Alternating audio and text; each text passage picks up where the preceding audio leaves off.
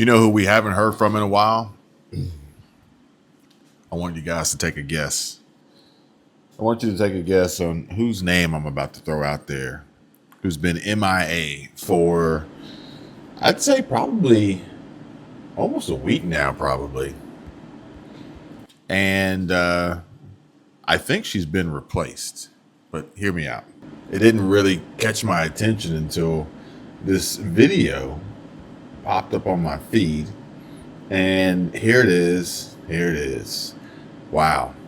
Leaked footage exposed. Jasmine Crockett removed from Congress after FEC confirms she stole $870,000 from white people. And then I look, and here's the most recent mention of Jasmine Crockett. Even on X, she's a ghost. Seems like her 15 minutes of fame has run out. Her time is up. Back of the bus you go. And I hope that triggers some folks. I'm going to put this comment on the screen. Oh, man, where did it go? I got to find this comment.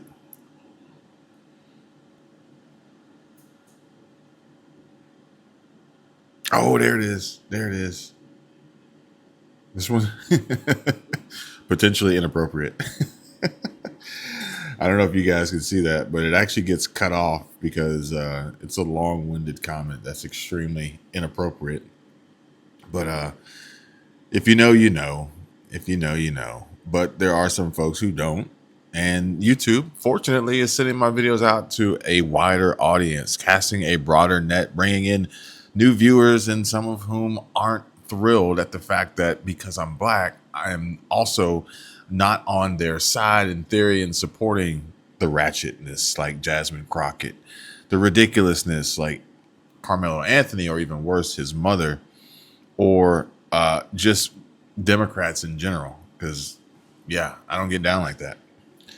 Not going to happen, folks. And, oh, here it is.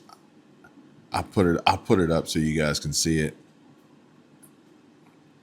If you want to read the long-winded version, I'll put it up so you guys can see it. This is epic. And all this is hate. This isn't logic. This isn't, reason. This is just, I don't like you. So I'm going to leave this comment, this mean, nasty comment, which says more about the person who left the comment than it does anything else. And it's actually a little trick, little strategy, little best practice. Keep in mind, the comments that you receive on your videos, more importantly on social media, from some of these keyboard warriors in their parents' basement, really, whether it's good, whether it's bad, the comment is for them. Think about that. Think about that. So Jasmine Crockett has been a ghost. However, I think that there's a reason why, and I'll share that with you guys in just a moment. But more importantly, I think this is just my hunch. This is just an assumption. This is just a guess. And I wonder if this is something that I can even invest in on Kalshi to see. Maybe this is maybe what I'm about to tell you might be on Kalshi. And I could probably make some money on this prediction here. Will the National Security Advisor Mike Waltz resign before May? Do you think Doge will audit Fort Knox by then as well? Those aren't questions that I'm asking. Rather, if you're convinced of any of those and you want to put your money where your mouth is, you can do so on Kalshi. That is the blossoming prediction market where you can wager on anything from politics to sports to tech and science. What do you think you've hit on here, generally speaking, Tarek? I looked to start the company when I was spending time in Wall Street at Goldman Sachs and Citadel and other financial institutions. And what I saw is that what people really care about and have opinions about and what they're really worried about, they're not things like what is the price of this stock option or what is this, how do we price the swap? It was like, will Brexit happen? Will Donald Trump win the election? Will it rain tomorrow? And, who's going to win the Oscars? Those are the things that people can relate to, and we want to build a financial market that is for everyone, not for a select elite few. So we were a financial market. It's like a stock market, but you trade on politics, you trade on weather, climate, economics, sports, and so on. In the election, we saw billions traded on the election. I think this, since then, the exchange has been scaling and growing at an astronomical pace. It is the fastest growing asset class in exchange in the US today. So the ceiling, I mean, I think this can rival the stock market in 5 to 10 years.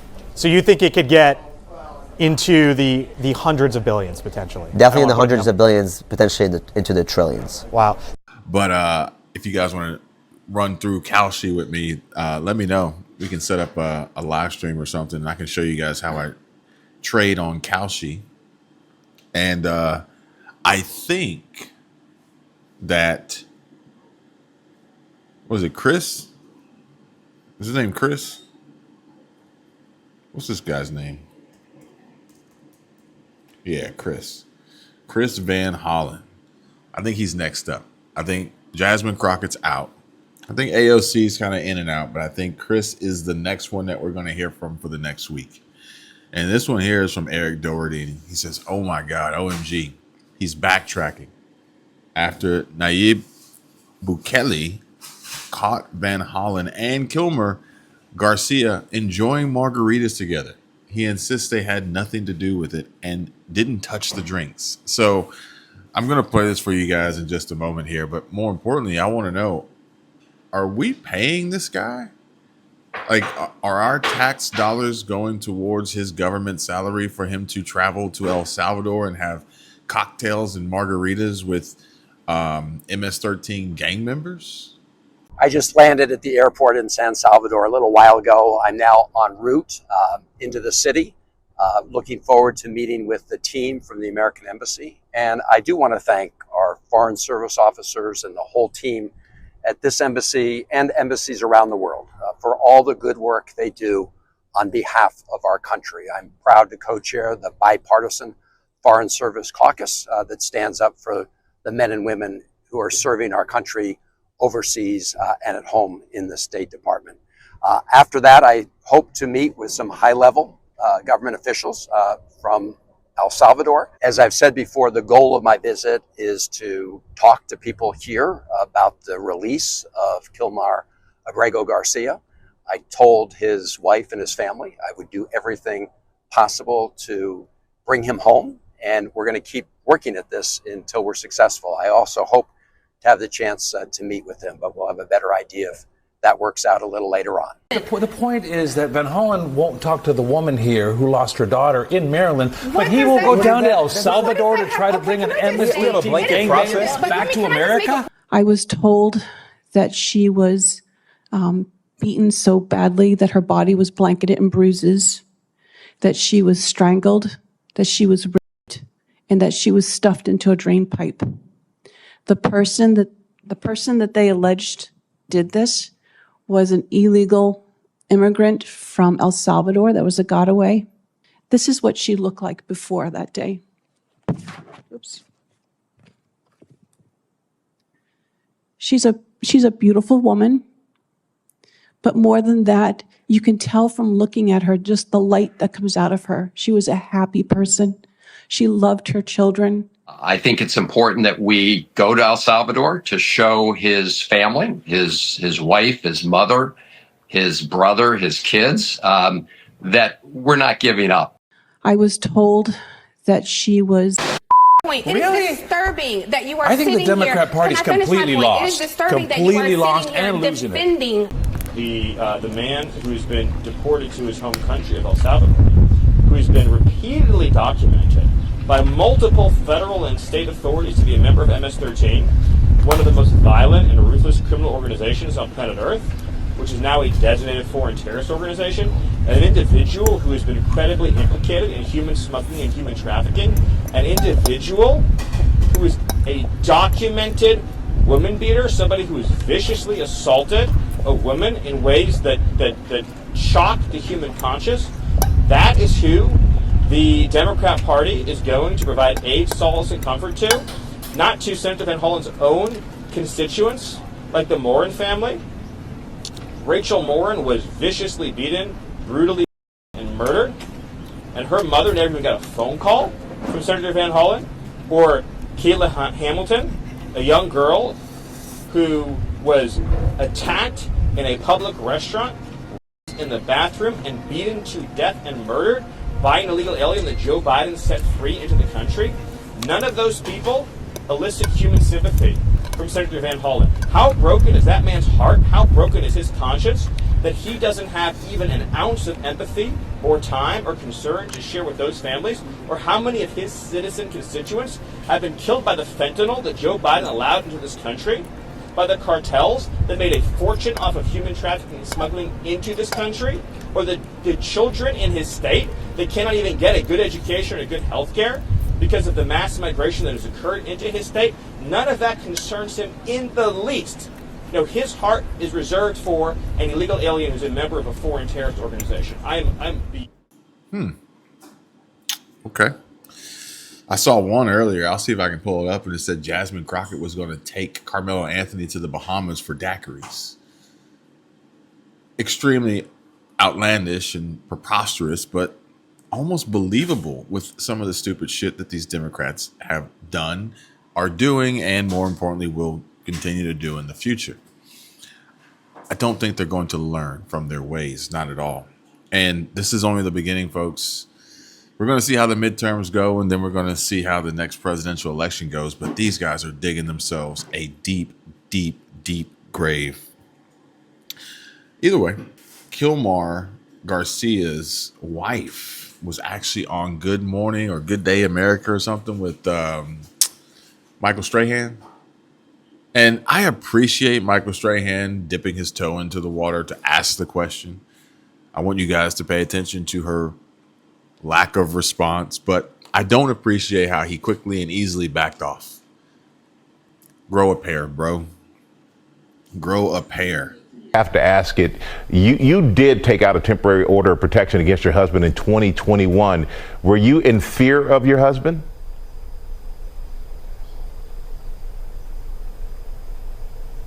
My husband is alive. That's all I can say. Okay, and you know, I'm not going to push on that apparently, but how much hope? But either way, let's play this clip. Let's play this clip of Chris Van Hollen and watch him absolutely commit political. He is done. He's over with, but he's not finished because, like I said, we got another week or so of this. Now I just want to take a moment. I hadn't planned to do this, but as I was landing on the airplane, I got a transcript of some questions President Trump was asked at the White House today about what I would call Margarita Gate. I don't know if you guys have been following this, but President Bukele, after I met with Kilmar, did this tweet showing us at a table with these two glasses. So here's what happened. When I first sat down with Kilmar, we just had glasses of water on the table. I think maybe some coffee. And as we were talking, one of the government people came over and deposited two other glasses on the table with ice, and I don't know if it was salt or sugar around the top, but they look like margaritas. And if you look at the one they put in front of Kilmar, it actually had a little less liquid than the one in front of me, to try to make it look, I assume, like he drank out of it. Let me just be very clear. Neither of us touched the drinks that were in front of us. And if you want to play a little Sherlock Holmes, I'll tell you how you can know that.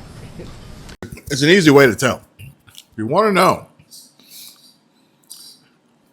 if me and this MS-13 gang member, recently deported gang member, husband to a wife who filed a restraining order against gang member, if you want to know if we drank these margaritas, it's clear, obvious we didn't. Because tequila makes my clothes fall off. Now, picture Chris Van Hollen after some tequila and his clothes have fallen off. You're welcome. So if you look at the video or the picture I sent out from the beginning of our meeting, you'll see there are no glasses on the table. So you'll see in later videos they are on the table. But they made a little mistake. First, some people are very careful, right? If you sip out of one of those glasses, some of whatever it was, salt or sugar, would disappear. You would see a gap. There's no gap. Nobody drank any margaritas or sugar water or whatever it is. But this is a lesson into the lengths that President Bukele will do to deceive people about what's going on. And it's also shows the lengths that the Trump administration and the president will go to, because when he was asked about a reporter about this, he just went along for the ride. Now, my prediction, or at least my reasoning here, Jasmine Crockett and why she's going to be MIA, is because she got what she wanted. Dallas Representative Jasmine Crockett raises nearly $1.7 million, posting best fundraising quarter according to the Dallas News. And so she was only making a ruckus. She was only probably paying for promotion through social media, and more specifically X, for the visibility and the impressions to then drive folks to her campaign. It's a business. It's about money. Always has been, always will. Don't forget that. So she got what she wanted. And now she's going to quietly exit stage right. Or better yet, stage left, probably. I think they're backwards, though, so I'm not really sure. But she's gone. Chris Hollen is taking up the screen now. And did I mention how ridiculous these Democrats are and some of the stupid things that they say and do? Because this one really takes the cake. And this is also a part of why it's so important to have President Trump, sound mind, common sense, Linda McMahon heading up the Board of Education, because this type of stuff here does not belong in our schools. But this type of stuff here leads to this type of reckless, ridiculous, and unemployed behavior that we must eradicate. I'm going to show you guys this clip. Forgive me, I have to edit it because it's YouTube. Yeah. On drugs. And I said that I think that in high school groups where unfortunately we know that students are having sex, and that I think that safe sex is always important, safe sex practices are always important, and that is a type of, that's queer sex, so that's not heteronormative sex, and then you called it disgusting.